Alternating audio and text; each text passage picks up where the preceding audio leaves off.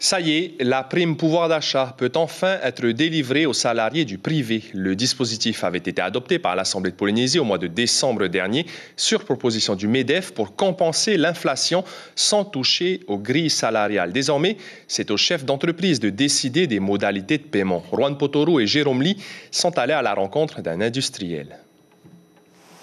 Dans cette société industrielle de 70 salariés, le travail est cadencé par le rythme infernal des machines de production.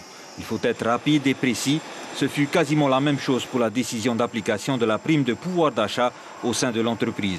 Elle sera versée dès la fin de ce mois de janvier, selon une fourchette bien établie pour une enveloppe totale de 5 millions de francs pacifiques.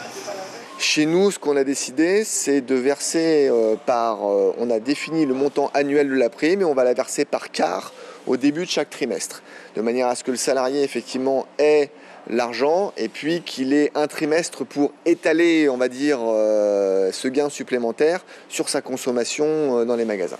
Incitée par le MEDEF depuis juillet 2022, la prime de pouvoir d'achat concerne plusieurs secteurs d'activité. C'est un dispositif exonéré de cotisations sociales et fiscales. Elle permet aux salariés de toucher une somme nette, c'est-à-dire hors paiement des charges sociales, hors CST. Et du côté de l'entreprise, on est exonéré des charges sociales. Il est valable pour l'ensemble de l'année 2023, c'est-à-dire jusqu'au 31 décembre 2023. Aujourd'hui, il vient traiter des événements de l'inflation de 8,5% constatée aujourd'hui, donc qui traite l'urgence. Et on verra ce qui se passe, on verra comment va évoluer l'inflation. On imagine, on espère en tout cas qu'il va y avoir un ralentissement de l'augmentation des coûts et on aura largement le temps d'ici la fin de l'année d'en rediscuter si c'était nécessaire. Cette prime ne concerne pas les personnes qui touchent le SMIC puisqu'une revalorisation de 2,44% a été effectuée en octobre dernier. Par contre, la prime versée ne doit pas dépasser 2 fois la valeur du salaire minimum, soit environ 338 000 francs.